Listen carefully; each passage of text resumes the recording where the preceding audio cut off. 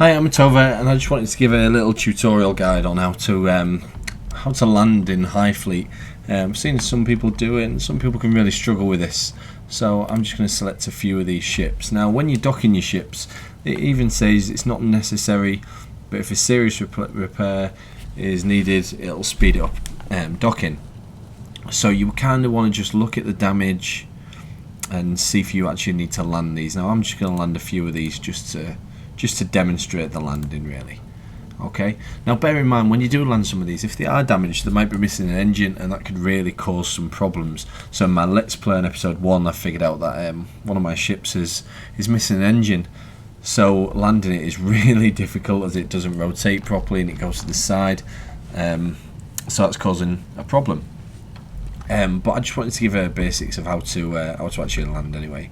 Now, before I go into it, I'm just going to go through the controls. You've got your WASD keys, that'll do up, down, left, right, your thrusters, and you've got your Q and E to rotate, which you don't really need to use aggressively, just a couple of taps to line you up maybe, depending on how much your ship is damaged. And the other thing the game really doesn't seem to tell you is if you hold down shift while using these, it'll kick in your afterburners. So I saw one guy on YouTube who was trying to land the Sevastopol, and he just didn't seem to be able to do it. He didn't seem to realise there was an afterburner. So if you hold down shift and then you press one of the thrust keys, your afterburners are kicking, it'll really slow you down. So I'm just going to land these few craft now, and I'll try to explain as we're going along what some of the things on the screen are. So I'm just going to slow down a little bit here, just so I've got a bit of time to explain what's going on. Now, right at the bottom of the screen, if you look, there's loads of numbers: 72, 10, 70, 10, 94, 10, 49. Now, what these are to do with the shipyard and your repair speed. So if you land on 49, for example, it'll give you plus 49% repair speed to your vessel when you want it repairing. So I'm going to bring this down now, so you can see the overlay, you can see where my ship is, and what position it's in. This is good if the weather's bad and there's a lot of clouds and you can't really see your ship. You've got that overlay there. You've got your vertical speed in meters per second, it seems, on the left. So at the minute I'm kind of hovering in the middle, trying to keep it at 0. So that's my vertical speed. On the right is my altitude. It says my gear's down, that's just automatic. So I'm just going to drop this down now.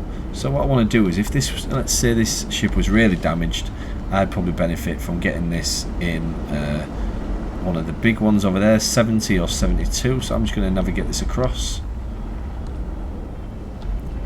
So I'm just using the W key to maintain my vertical speed here, and then using my thrusters to go left a little bit, not too much because I don't want to overdo it,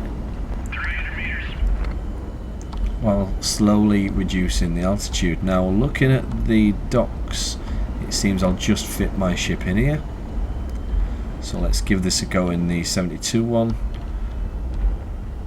Okay, when you get close enough, it does take that overlay off the screen, so I think it was this end one here. So now if you look, my ship's tilting to the left a bit, so I'm just going to tap E and then tap Q to balance it out. Line up, and then just little movements there, and coming for a nice soft touchdown. Okay, now I've got the Sevastopol. Now if you just let this drop, look, comes down really fast, 100 meters per second.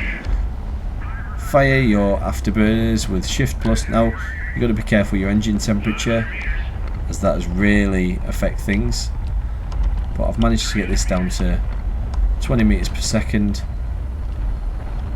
Overloaded the engine a little bit, but it's not been an issue. Trying to get it on these 220s here, watching my engine temperature at the top and try to balance it, and there we go. Now the other thing you've got to watch out for is when you've landed some ships, you've got to watch out where they are. So underneath here is my Sevastopol, so I've got to be careful about that. So let's move it to the right a little bit, try to get into that 49 one there. Okay, I'm just letting this drop, and then I'm just going to show my afterburners and be careful my engine doesn't overload there. There we go. managed to catch my engine in time. Obviously this becomes more difficult if your ships are damaged. And there we go, that's nicely in the dock with a 49% repair bonus there. And one more. Just going to put this in the 71 on the edge. Now this one's rotating really fast. Firing my afterburners, watching my engine temperature. Using Q&E to try and balance it out a little bit. It's a bit of a difficult one, this.